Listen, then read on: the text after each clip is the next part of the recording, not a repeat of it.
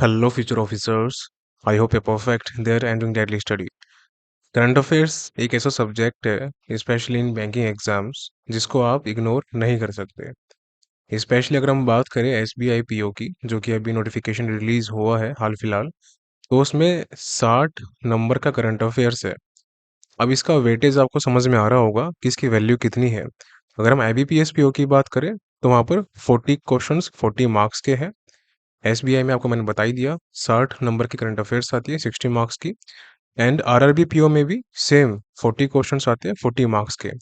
But clerical exams में 50 marks की current affairs आती है। तो ये एक ऐसा सब्जेक्ट है जो कि आप बिल्कुल भी इग्नोर नहीं कर सकते या स्किप नहीं कर सकते, और इसके बिना आपका मेंस क्वालिफाई हो भी नहीं सकता। प्लस आप अगर इसमें सिंगल डिजिट में स्कोर करेंगे तो हमेशा रिस्क फैक्टर रहता है, यानी कि आप जितनी अच्छी लीड जनरेट कर सकते हैं मेंस एग्जाम में फॉर योर फाइनल सिलेक्शन, वो नहीं हो पाती।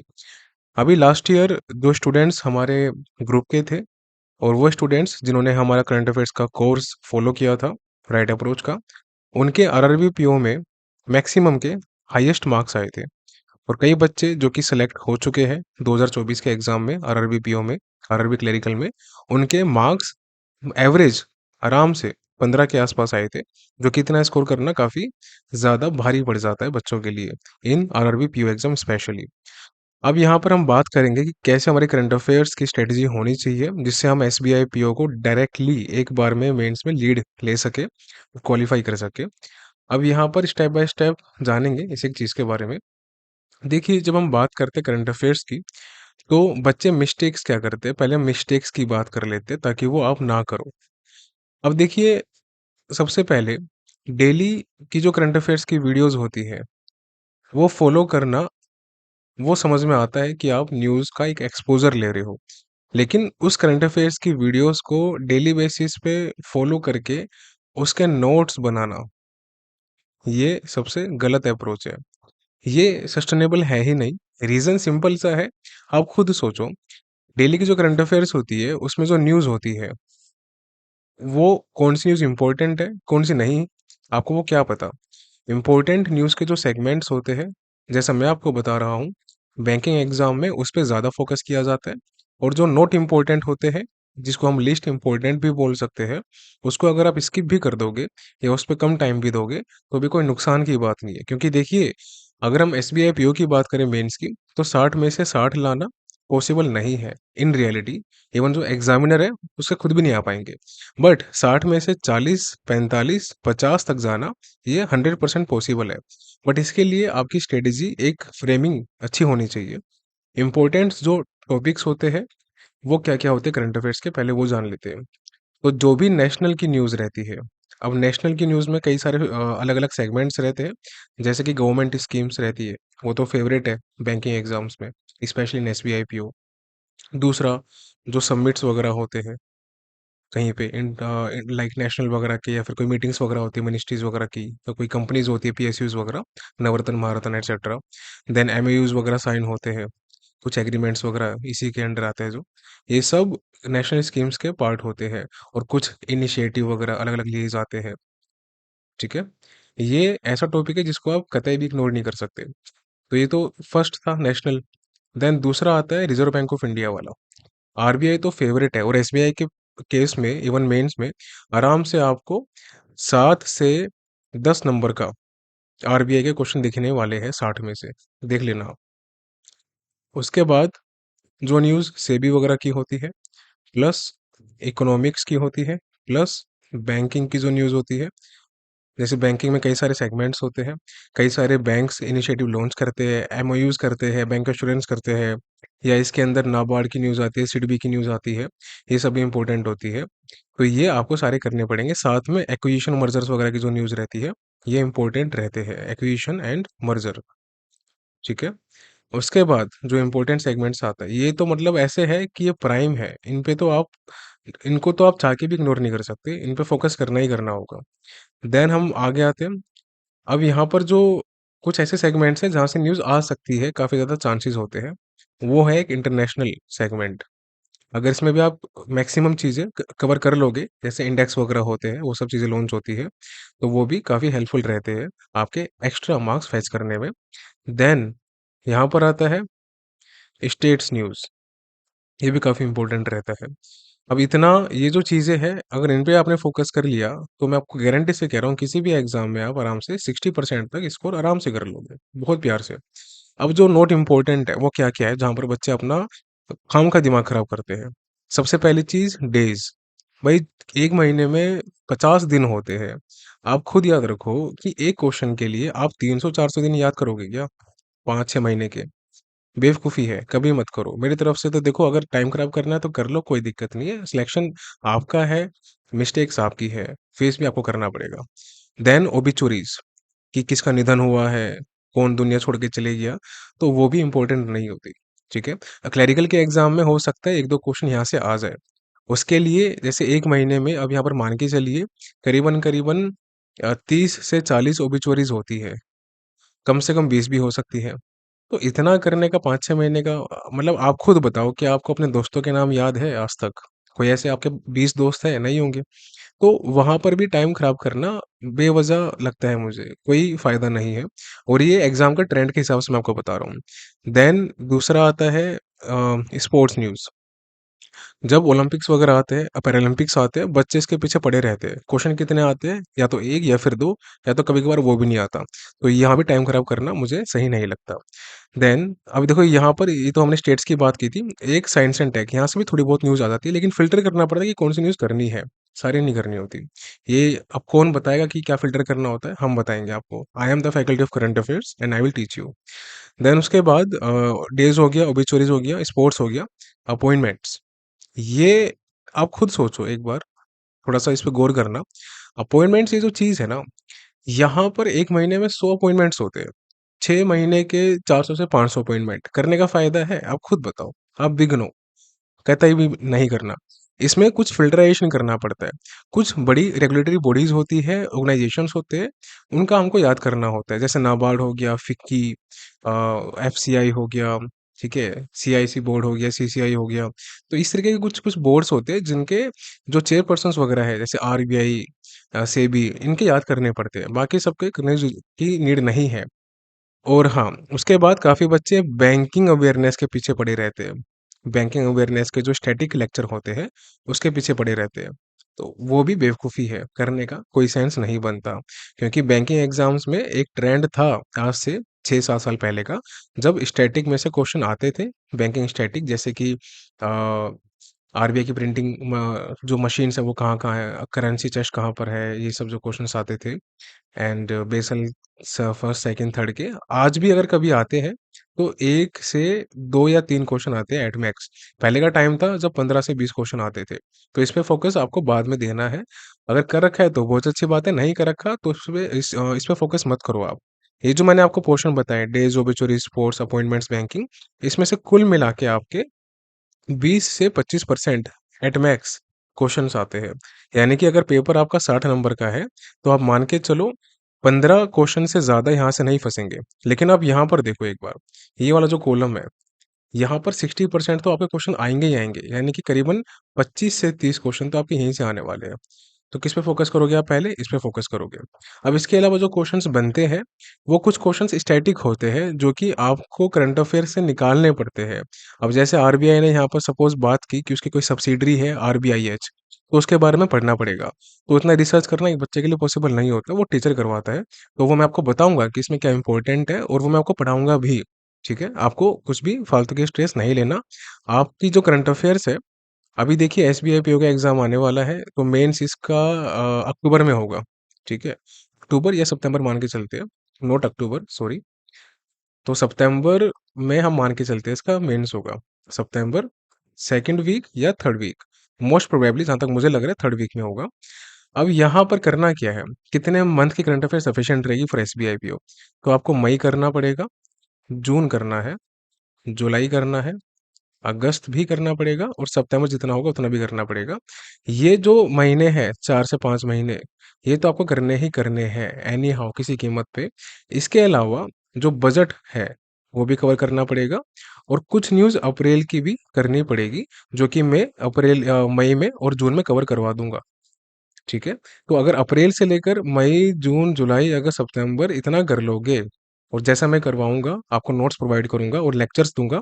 लेक्चर्स फ्री नहीं होंगे, मैं आपको पहले ही बोल रहा हूँ, मेहनत बहुत लगती है, बच्चों को मालूम है लास्ट ईयर का। तो इसलिए वो लेक्चर सभी पेड होंगे। हाँ, प्राइस नॉमिनल रहेगा, लेकिन गारंटी मेरी है कंटेंट टॉप नॉच होगा। अगर आपने उसको कर लिया, जैसा मैं बताऊँगा, तो कोई भी आपको रोक नहीं सकता टॉपर्स में स्कोर करने के लिए। ये मेरा आपसे वादा है। तो इतना अगर आप कर लोगे तो आराम से आपके एसबीआई पीओ में टॉपर्स में मार्क्स आएँगे। अब टॉपर्स में मार्क्स क्या होते हैं सर? देखिए टॉपर्स में मार्क्स वो होते हैं कि अगर सपोज़ मान के चलते हैं 500 का 10 टाइम्स। अगर 5000 बच्चे मेंस में आ रहे हैं, ये मैं मेंस की बात कर रहा हूँ एसबीआई पीओ की, तो इनमें से जो टॉप के 200-300 बच्चे रहेंगे या अंडर जो 200 रहेंगे, उसमें आपका स्कोर रहेगा करंट अफेयर्स का। इतना मैं कर सकता हूँ, इतना मैं आपको बोल सकता हूँ। तो ये टॉपर्स के स्कोर होते हैं। यानी कि कहने का मतलब है कि जो टॉप के 5% बच्चे होंगे, ये भी मैंने शायद कुछ ज़्यादा ही बोल दिया। आप ये कह सकते हैं कि टॉप 100 बच्चों में आपका स्कोर आएगा। लेकिन चीज़ें वही है, अगर मैंने बताई और आपने नहीं की, तो ये टॉप 100 से टॉप 1000 भी हो जाएगा। और अगर अगर आपने वो भी नहीं की, तो ये टॉप 1000 से टॉप 5000 भी हो जाएगा। अब आप कहाँ पर लाई करते हो वो आप देख लेना। जैसा मैं बता रहा हूँ, जैसा मैं गाइड करूँगा, अब तक आपके लिए बहुत हेल्पफुल रहा है हर एक चीज़ में, चाहे प्री हो या मेंस हो। तो करंट अफेयर्स में भी जैसा मैं बताऊँगा, उन सभी पे फोकस ज़्यादा करना। जो हम लेक्चर्स लेंगे, उसको ध्यान से सुनना, याद करना। मैं आपको हर एक चीज़ को इन डिटेल समझाऊँगा, जितना आपके लिए ज़रूरी है एग्ज़ाम क्वालीफाई करने के लिए। हमको पीएचडी नहीं करनी। हमको फालतू की ओबिचुअरीज़, डेज़, अपॉइंटमेंट्स ये सब चीज़ें नहीं करनी है, वेस्ट ऑफ टाइम है, आपका टाइम खराब है। जो क्वेश्चन्स आएँगे, बैंकिंग की जो डिमांड है, जो एग्जामिनर चाहता है कि आप जिस फील्ड में उतरो, हमको वो करना है, इतना ध्यान रखो, राइट? तो आपको 5 से 6 मंथ की करंट अफेयर्स करनी सफिशिएंट है। अब देखिए यहाँ पर एक अपॉर्च्युनिटी है, वो क्या है समझिए।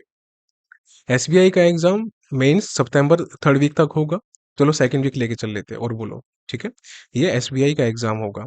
अब मज़े की बात है कि अक्टूबर में आईबीपीएस का भी एग्जाम होगा मेंस का और दिसंबर आते-आते आरआरबी, पीओ वगैरह के भी एग्जाम फिनिश हो जाएँगे। तो आपके लिए तो चेरी ऑन द केक है, देखा जाए तो। अगर आप भाई मई से भी करंट अफेयर्स करके जा रहे हो कंप्लीट एकदम, तो आईबीपीएस और आरआरबी तक तो आप मतलब एकदम चीता बन जाओगे, कोई रोक नहीं सकता। मुझे लगता है कि टॉप 10 में तो आप ही के नंबर आएँगे, लेकिन वही है डेडिकेशन दिखाना पड़ेगा। लास्ट ईयर हमारी एक स्टूडेंट थी, मुझे नाम याद है उनका, शोभना जांगिड़ नाम है उनका। मैंने इनकी पहले भी काफ़ी बार बात की है। तो इनका 4-5 साल की स्ट्रगल के बाद पहली बार ही इनका आरआरबी, पीओ का मेंस क्वालीफाई हुआ था जनरल कैटेगरी से और वो भी मेरी गाइडेंस के अंतर्गत। और पहली बार ही मेंस क्वालीफाई हुआ और इन्होंने इंटरव्यू की गाइडेंस भी मेरे से ली कंप्लीट एकदम क्लासेस वगैरह मॉक टेस्ट। और इनके इंटरव्यू में 82 या 84 मार्क्स आए थे 100 में से, राजस्थान से। और इनके जो करंट अफेयर्स में मार्क्स थे वो 19 से लेकर 20 के बीच में थे, 40 में से। And she was among the toppers from her state even in RRB full overall जितने भी स्टेट्स हैं इंडिया के अंदर। तो अब आप यहाँ से हिसाब लगा सकते हो कि आरआरबी, पीओ के जैसे एग्जाम में करंट अफेयर्स में 19-20 नंबर लेके आना कितनी बड़ी अचीवमेंट है और कितनी प्राउड की बात है। बट इन्होंने वो चीज़ें फॉलो की जो इनको मैंने बताई थी, जो इंस्ट्रक्शंस मैंने बच्चों को दिए थे, इन्होंने वो डायरेक्टली फॉलो किए। तो इंस्ट्रक्शंस को फॉलो करना that is up to the student. अगर मैं आपसे बोलूँगा कि आपको 8 टू 10 टाइम्स रिवीजन करना है हर एक चीज़ का जो मैं आपको पढ़ा रहा हूँ, तो करना है। इसमें अपना दिमाग मत लगाओ कि 3 से 4 बार में सर हो जाएगा क्या? देखो अगर हो जाता तो मैं आपको 3 से 4 बार नहीं बोलता क्या? खुद सोचो आप। मैं आपको 8 से 10 बार क्यों बोल रहा हूँ? क्योंकि उसका एक रीज़न है। ये करंट अफेयर्स है, यहाँ पर डेटा होता है, स्टैटिस्टिक्स होती है, नेम्स होते हैं, एब्रिविएशंस होती है। इसमें बहुत सारी चीज़ें होच-पोच हो जाती है। तो वो हमको पूरा सेग्रीगेट करना पड़ेगा कंप्लीट ए टू ज़ी करके। उसके बाद हम इसको करेंगे। अब यहाँ पर एक चीज़ और, तो हम मिस्टेक्स की बात कर रहे थे, मैंने आपको बताई थी कि डेली सीए के जो नोट्स बनाना होता है, वो मिस्टेक होती है। क्यों होती है? देखिए, जब आप डेली करंट अफेयर्स के नोट्स बनाएँगे, तो आप वहाँ पर ऑन एन एवरेज सपोज़ मैं या फिर कोई बच्चा डेली करंट अफेयर्स फ़ॉलो करता है, किसी भी एक्सवाईज़ी प्लेटफ़ॉर्म पे।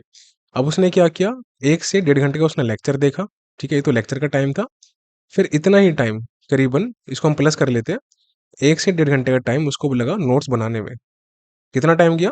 लगभग देखा जाए तो 2 से 3 घंटे इसके यहाँ पर चले गए, ठीक है? यहाँ पर इसके चले गए। अब इससे आउटपुट क्या निकला? खुद सोचो आप। इससे मात्र निकला होगा आउटपुट 10% का, इतना इनको याद रहा होगा। अब इसको याद करने के लिए इसमें ये 1 घंटा और लगाएँगे, तो टोटल हो जाएगा 3 से 4 घंटे। 3 से 4 घंटे में आप 1 दिन की न्यूज़ याद कर रहे हो, सीरियसली? ये अप्रोच है? आप ऐसे ऑफिसर बनोगे क्या? और ये आपको याद रहेगी लॉन्ग टर्म तक? और जो जो आप ये पन्ने भर रहे हो, इसको नोट्स करने में, रिवीजन करने में कितना टाइम बर्बाद करोगे आप, वो सोचो।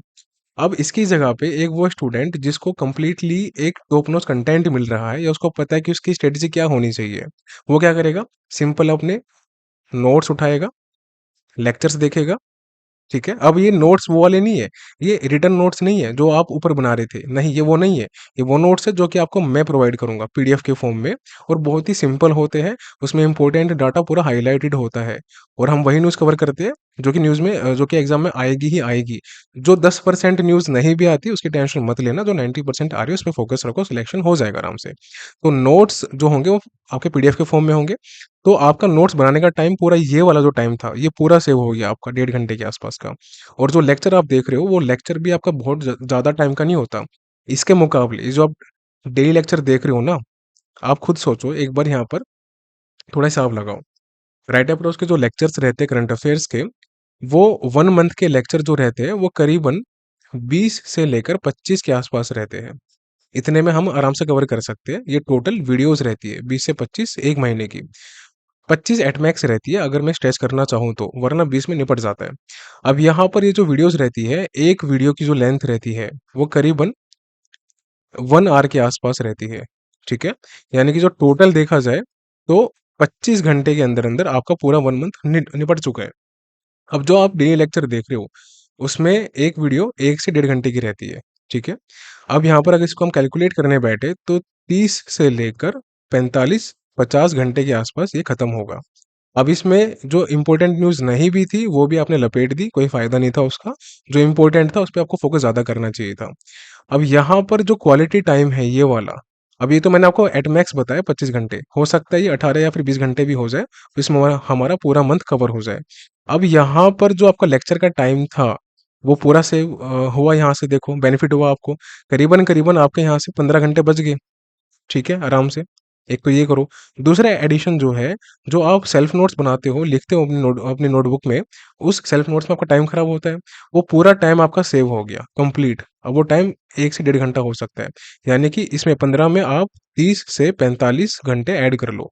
तो 45 घंटे से लेकर 60 घंटे, इतने आपके सेव हो गए हर मंथ। सोचो, प्लस जो क्वालिटी कंटेंट आप रेडी कर रहे हो, जो याद कर रहे हो, उसका कोई लेवल नहीं है। आप कंपैरिज़न कर लेना एग्ज़ाम के बाद। आप एक काम करना, हमारे टेलीग्राम ग्रुप का लिंक डिस्क्रिप्शन बॉक्स में और कमेंट सेक्शन में दिया हुआ है इस वीडियो की। वहाँ पर जाके 2024 के स्क्रीनशॉट्स चेक करना बच्चों के, आरआरबी पीओ वगैरह के, एसबीआई वगैरह के, आईबीपीएस के, सॉरी। और आरआरबी पीओ के जो इसका रिजल्ट आया था, मेरे ख्याल से नवंबर में रिजल्ट आ गया था इसका, स्टार्टिंग में नवंबर 2024 में। तो वो जाके चेक करना आप। वहाँ पर बच्चों के पूरे स्कोर्स हैं, उनके रिव्यूज़ है कि कैसे उन्होंने क्वेश्चन टैकल किए, कितना आसान था करंट अफेयर्स उनके लिए, और कितना उनको बेनिफिट हुआ। तो वहाँ से आपको पूरा आइडिया लग जाएगा कि राइट अप्रोच की वैल्यू क्या है करंट अफेयर्स की। तो इसके अब लेक्चर हम रिज्यूम कब से करेंगे सर? अब बात पे आते हैं, मुद्दे पे आते हैं। देखिए, आप लेक्चर्स एक्सेस करना फ्राइडे या सैटरडे से शुरू कर दोगे। यानी कि आज अगर हम देखें, 25 तारीख है और आज है वेडनेसडे, तो 26-27, या तो 27 जून से या 28 जून से आप लेक्चर्स एक्सेस कर सकते हो, मैक्स टू मैक्स संडे से। इससे लेट हम नहीं करेंगे, आप फ़िक्र मत कीजिए। तो ये, अब यहाँ पर जो लेक्चर्स होंगे, वो आपके कंप्लीट राइट अप्रोच एप्लीकेशन पे होंगे। राइट अप्रोच एप्लीकेशन पे होंगे। यूट्यूब पे लेक्चर आएँगे, जैसे कि मान के चलिए 1 महीने के टोटल 25 लेक्चर्स हैं। मई मंथ के 25 लेक्चर हैं। 25 में से 4 से 5 लेक्चर यूट्यूब पे आएँगे, जो कि सबके लिए फ्री रहेंगे, और बाकी के जितने भी लेक्चर रहेंगे, वो सब हमारे ऐप पे रहेंगे, जो कि हमारे एनरोल्ड स्टूडेंट्स होंगे, सिर्फ वही एक्सेस कर सकते हैं, और इनको ही नोट्स पीडीएफ मिलेगी। नोट्स पीडीएफ फ्री में नहीं मिलेगी, बिल्कुल भी, क्योंकि जितना भी एक्सेस है, जितना भी क्रीम है, हम उनको देना चाहते हैं, जो चीज़ के लिए हमारे पास आ रहे हैं। अब यहाँ पर कोई भी एग्ज़ाम क्यों ना हो, चाहे वो एसबीआई का पीओ का एग्ज़ाम हो, या फिर क्लर्क का एग्ज़ाम हो, आईबीपीएस का पीओ का एग्ज़ाम हो, क्लर्क का एग्ज़ाम हो, आरआरबी पीओ का एग्ज़ाम हो, या फिर क्लर्क का एग्ज़ाम हो, सिर्फ 5 से 6 महीने की current affairs more than sufficient रहती है, और इसमें भी क्या रीड करना है, वो इम्पोर्टेंट है, तभी टॉपर्स के मार्क्स आते हैं, और वही राइट राइट अप्रोच होती है। तो उम्मीद करता हूँ आपको समझ में आया होगा कंप्लीट इन डिटेल कि इसकी अप्रोच क्या रहने वाली है और हम कैसे कवर करेंगे। एंड रेडी रहिएगा, देखिए बहुत मज़ा आएगा। करंट अफेयर्स एक वो सेक्शन है, जहाँ पर मैक्सिमम बच्चों के हाथ-पैर फूल जाते हैं और वहीं पे हम लीड जनरेट कर लेंगे। स्पेशली वो बच्चे जिनका क्वांट ज़्यादा स्ट्रॉन्ग नहीं है, ठीक है? और रीजनिंग एवरेज है, एसबीआई पीओ में वो जीए से प्लस इंग्लिश से आराम से सिलेक्शन ले सकते हैं। क्वांट में बस आपको एवरेज तक स्कोर करना है या फिर बिलो एवरेज भी होगा तो चलेगा, बस आपकी सेक्शनल कट ऑफ क्वालीफाई होनी चाहिए। इसकी जो स्ट्रेटेजी है क्वांट की, रीजनिंग की, इंग्लिश की, मेंस की, वो हम सेपरेट भी बनाने वाले हैं। वो भी आप सबके बहुत काम आएगी आगे आने वाले एग्जाम्स में, इंक्लूडिंग एसबीआई पीओ। तो उम्मीद करता हूँ फ्यूचर ऑफिसर्स आपको हर एक चीज़ इन डिटेल समझ में आई होगी कि क्या इंपॉर्टेंट टॉपिक्स होते हैं, क्या कवर करना है, क्या कवर नहीं करना। तो इन सबको पे गौर कीजिएगा। कंटेंट, हाँ, एक एक चीज़ और जाते-जाते, अगर आप in case right approach source follow नहीं करना चाहते, कोई इश्यू नहीं है। सभी सोर्स अच्छे हैं, लेकिन आपको अपना टाइम देना पड़ेगा। प्लस उस लेवल का एक्सपीरियंस आपके पास होना चाहिए कि एग्जाम में आ क्या रहा है। अगर एक्सपीरियंस नहीं है तो टाइम बिल्कुल मत देना। अगर एक्सपीरियंस है तो टाइम बिल्कुल देना। कंटेंट कोई भी फॉलो करो, एक स्पेसिफिक कंटेंट फॉलो करो। 4 जगह पे जाने की ज़रूरत नहीं है। किसी एक स्पेसिफिक को फॉलो करो, मल्टीपल टाइम्स रिवीजन करो 8 से 10 बार, और आपका काम खत्म हो जाएगा। लेकिन वही बात है, कंटेंट क्वालिटी वाला होना चाहिए।